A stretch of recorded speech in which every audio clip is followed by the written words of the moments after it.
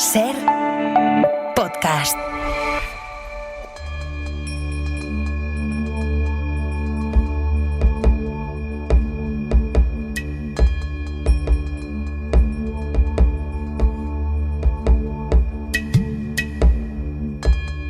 En los años 80, Manuel Fernández Miranda impulsó el proyecto Gijón de excavaciones arqueológicas, con la intervención en 3 yacimientos: el Castro de la Campa Torres, el barrio gijonés de Cimavilla y el llamado Torresón de Beranes. Cuando el ejército romano llegó a la costa Astur, eligió el Castro de la Campa Torres como lugar para establecerse, seguramente por su destacada posición estratégica y su excelente fondeadero ideal para el avituallamiento de las tropas.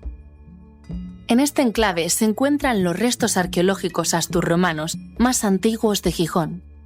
El ara, en honor a Augusto, es la pieza más singular hallada en la campa. Una inscripción en mármol fechada entre el año 9 y 10 después de Cristo, que debió formar parte de un gran faro. La aparición de esta pieza nos informa de que a principios del siglo I después de Cristo, este territorio ya estaba bajo el control del Imperio Romano y bajo su sistema.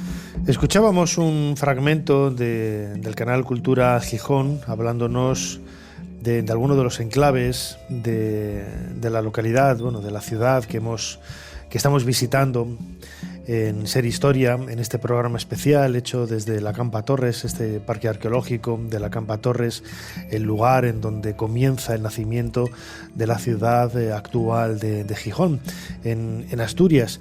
Queríamos precisamente en los próximos minutos hablar de ese Gijón Astur, de ese Gijón romano, y lo vamos a hacer, yo creo, con una persona que esta mañana nos está enseñando tanto a Jesús, a Ana, a mí, al resto del equipo de Ser Historia, de una forma extraordinaria, cómo se han musealizado algunos de los yacimientos más importantes que hay en esta ciudad.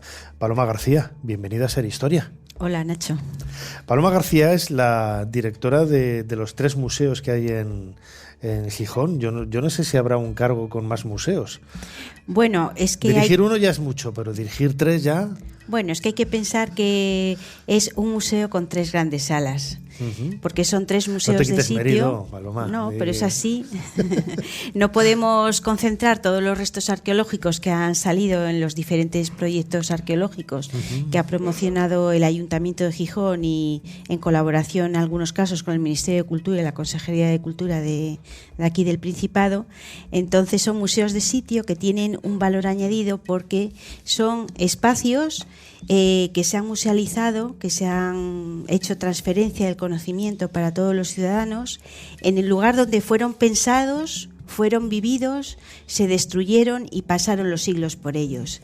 Entonces, el contexto arqueológico de esos bienes muebles que han aparecido en las excavaciones, que son los que forman parte de esas exposiciones permanentes que explican los yacimientos, es muy importante, es de una riqueza que no es lo mismo que estar en el Louvre o un museo provincial, que efectivamente tienen unas piezas soberbias y maravillosas, pero están descontextualizadas. Entonces, el contexto de todos esos materiales aparecidos en las excavaciones es lo que hace la fuerza de estos museos de sitio. Como no se pueden juntar, pues hemos de pensar que Gijón tiene un gran museo disperso por su ciudad, porque no son solo esos 3 museos de sitio, son otros restos arqueológicos, como son la muralla tardorromana del núcleo antiguo de Cimavilla, una necrópolis neolítica, que se sale un poco del tema de este programa, pero que también tenemos puesta en valor para que la gente conozca cómo se enterraba la gente hace 4 milenios, y otros restos pues que se pueden visitar en todo el municipio. Cuando llegan aquí los romanos, que es, comparado con otros lugares de la península, un poco tarde, ¿no? En el siglo I después de Cristo, ¿qué es lo que se encuentran? Bueno, como sabéis, Augusto decide conquistar este territorio por varias razones. Una, porque necesitaba una importante propaganda política en el Senado para que le nombraran Augusto, porque hasta ese momento no fue Augusto. Necesitaba dinero, necesitaba oro para pagar a sus tropas, y además él quería conquistar hasta los fines terrae. ¿Y qué zona le quedaba? Le quedaba exactamente esta zona central de lo que hoy conocemos Asturias, tanto en la parte transmontana como en la parte cismontana. Entonces decide conquistar este territorio, entre otras causas por las que acabo de decir. ¿Y qué se encuentra? Pues yo creo que se encuentra con grupos de personas que vivían aquí que ya conocían el mundo romano.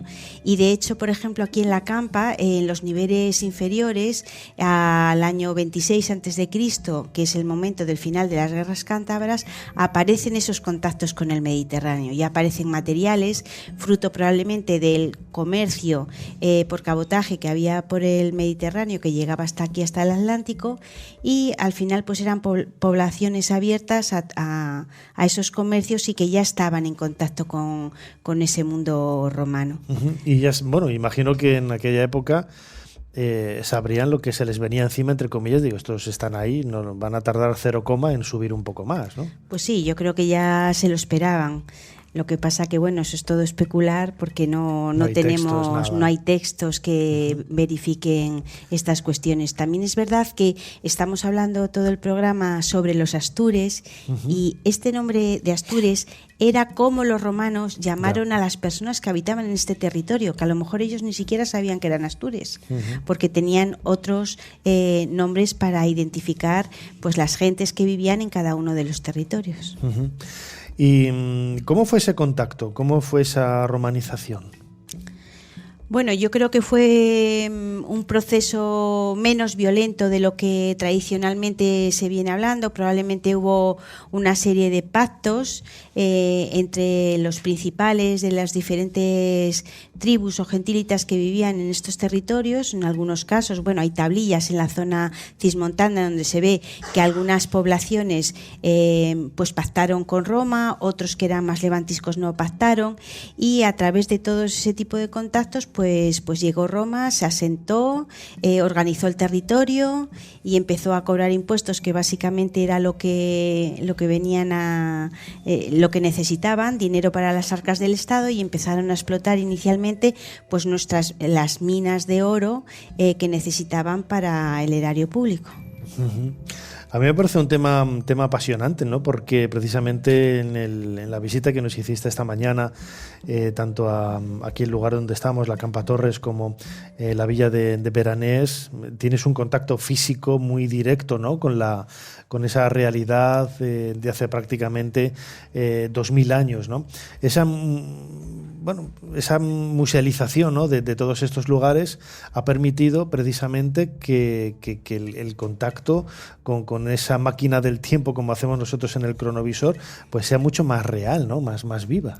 Claro, es lo que decía al principio, al ser museos de sitio en donde tú estás observando, visitando los restos arqueológicos, tanto inmuebles como muebles, pues te haces un poco más la composición del lugar, de cómo fue esa conquista y organización del territorio. De hecho, como comentábamos por la mañana, nosotros en el discurso expositivo que tenemos planteado en todos estos museos de sitio, es un discurso lineal en donde el visitante que quiere saber un poco de la historia de Gijón empieza por la Campa con el mundo prerromano, la llegada de Roma, la conquista, cómo se asienta en el territorio.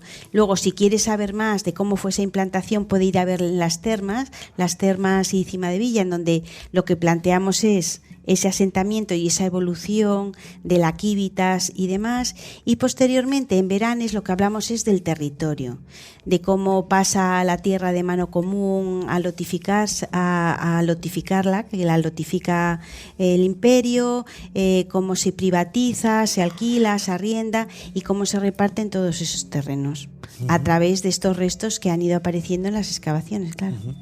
Además, desde el punto de vista histórico, esta mañana bromeábamos, ¿no? con la idea de que la arqueología es una técnica de la historia más que una disciplina científica.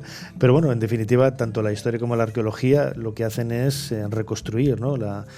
Hacer historia por medio, la historia de documentos, la arqueología por medio de objetos materiales, pero la finalidad al fin y al cabo es la misma, y precisamente este yacimiento donde estamos haciendo este programa de Ser Historia, la Campa Torres, es básico para poder conocer esa romanización del noroeste de la península.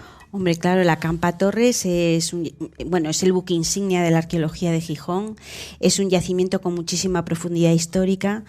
Está citado por las fuentes, por Plinio y Estrabón, sabemos cómo se llamaba, que era el Oppidum Noega, que de todos los yacimientos de época castreña que hay localizados en Asturias, que superan los 400, hay solamente 2 yacimientos de época castreña que conocemos su nombre. Uno es la Campa Torres y otro es el del Chao de San Martín, que está hacia el interior, ya en la zona galaica, que era el castro de Oquela. Entonces, y además tenéis que tener en cuenta que la Campa, el Oppidum Noega, es el oppidum más extenso de toda la costa cantábrica y de todos los castros conocidos en esta zona del norte de Hispania. Por lo tanto, el fenómeno de la llegada de Roma, cómo se implantan y la romanización, la Campa es un claro ejemplo de todo ello, y cómo se expanden hacia otros territorios. Los castros siempre están ubicados en lugares altos, pues para tener un control, ¿no?, de todo lo que hay alrededor, de qué vivían, cómo era la vida de los habitantes de este yacimiento. Bueno, en la Campa tenemos que ver que es algo más que un castro. Si nos referimos exclusivamente a los castros, que son poblados fortificados en altura, que al final es lo que significa esta palabra latina, pues ellos lo que tenían era una economía agropecuaria. Vivían del campo, del territorio que tenían alrededor, de una pequeña ganadería que tendrían ovejas y caprinos, eso lo sabemos por los estudios de los huesos que han aparecido en las excavaciones y por las analíticas. Sabemos que cultivaban, en el caso de la Campa, pues cereal y otras leguminosas. Y este era su modus vivendi. En el caso de la Campa Torres, al ser un castro costero, también utilizaban los recursos marinos y de la roca y de los acantilados. De ¿Y hecho, a quién le tocaba bajar al mar? Porque desde aquí es una tiradita y la cuesta es empinada, ¿eh? Bueno, pues mandarían a los pequeños, digo yo. Pero de hecho aquí, por ejemplo, los concheros que han aparecido en las excavaciones de los años 80 y 90, pues lo que nos revelan es que tenían un consumo importante de lapas, de mejillones, de vígaros, de erizos y todo ese material que tenían aquí al lado. Un hecho curioso de los que podemos ver en las piezas que hay del museo, del pequeño museo que hay en este yacimiento arqueológico, lo comentábamos también esta mañana, son esos huesos de no natos que, una vez más, ¿no?, recuperando un poco lo que comentábamos antes, nos hace pues bucear un poco en los enigmas históricos que hay alrededor, porque realmente no sabemos qué demonios, ¿no?, hacían los huesos de los no natos. Ahora te preguntaré por el contexto en el que aparecieron y el significado, ¿no? El mundo de este pensamiento prerromano y romano incipiente de Asturias está embadurnado de elementos mágicos que hoy se nos escapan, y cuéntanos un poco la historia de esos huesos de unos fetos que aparecieron. Bueno, aquí efectivamente en vitrina tenemos una pequeñita mandíbula y 2 huesecillos de bebé que aparecieron en el contexto de las excavaciones de la muralla, del muro defensivo que hay nada más llegar al yacimiento, y podría estar relacionado, según sus investigadores, con un rito con una sacralización de las defensas del espacio. Este tipo de ocultamientos que suelen aparecer en las fosas de fundación o en las entradas a estos recintos fortificados, tenemos otro ejemplo en el Chao de San Martín, precisamente en el otro castro de esta zona de Hispania, que conocemos su nombre, de Oquela, que apareció un trozo de calota de la parte superior del cráneo de una joven metida en una hornita de piedra justo en la entrada principal de la fortificación del castro. Entonces podemos pensar que son ritos de sacralización de la entrada a estos importantes poblados. También hay una estela, que es una réplica de una que se conserva en Bonn, que nos permite imaginarnos cómo era un un Astur, ¿no? Desde hace prácticamente casi 2000 años, es como una fotografía, ¿no? de un soldado. Cuéntanos un poco la... Bueno, nosotros aquí en el museo tenemos una réplica de una inscripción funeraria que apareció hace muchos años en Bohm, en una necrópolis romana, que es el famoso Pintaius, del que todo el mundo de esta zona ha podido hablar. Entonces este fue un joven que se enroló como portaestandarte en una fuerza romana que se fue a combatir al limes germano, y pasado el tiempo se murió, dejó un testamento y dejó dinero a sus sucesores para que le enterraran con un epitafio. La estela es importantísima, primero por lo que dice la estela, que dice que se llama Pintaio Pedilicio, que es Astur de la zona transmontana, o sea, de esta zona donde estamos ahora, que nació en un castellum, en un castro que se llamaba Intercatia, que no sabemos qué castro es, y que fue portaestandarte, signifer, de un ala de equites, me parece, o de infantería, de uno de los ejércitos que fue a luchar a Germania. Uh-huh.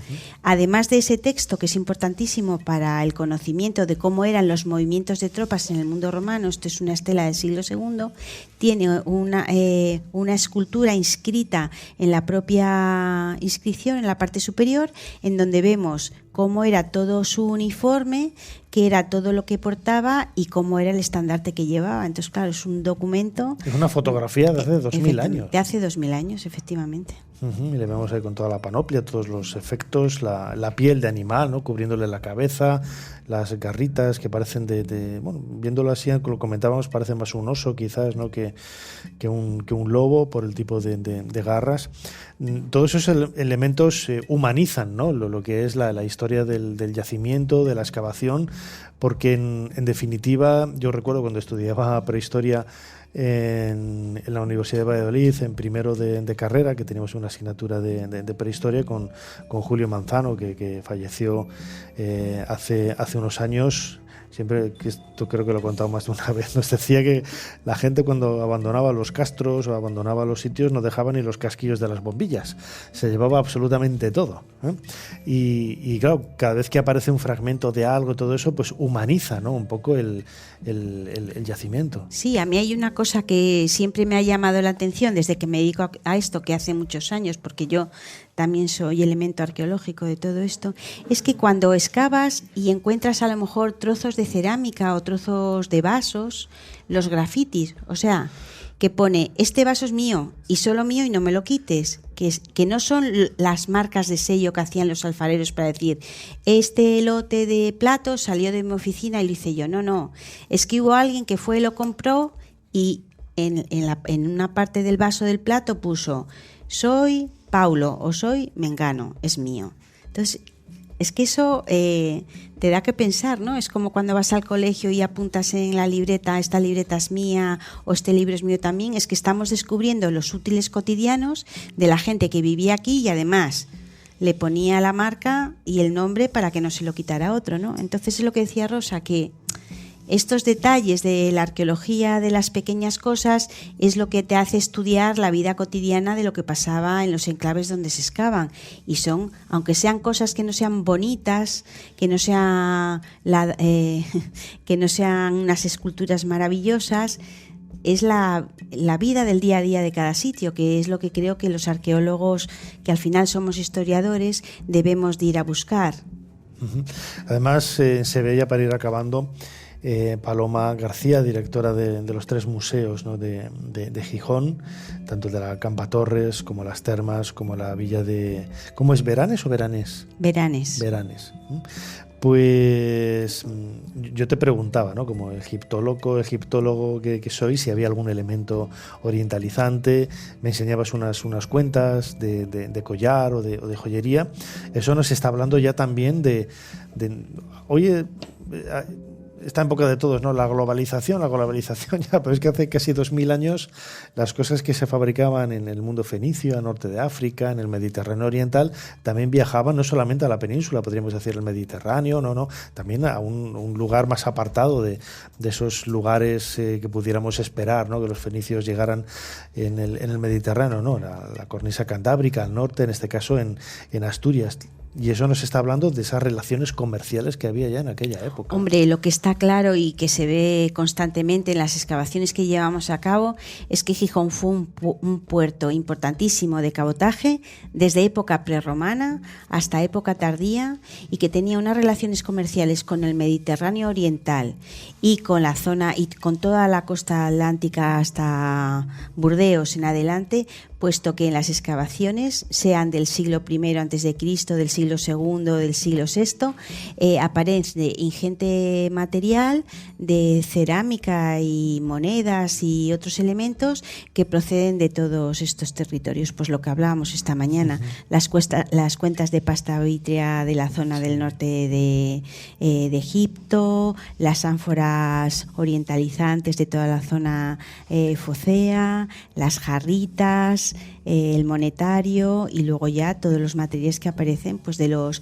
alfares galos de la zona de Burdeos y más al norte todavía.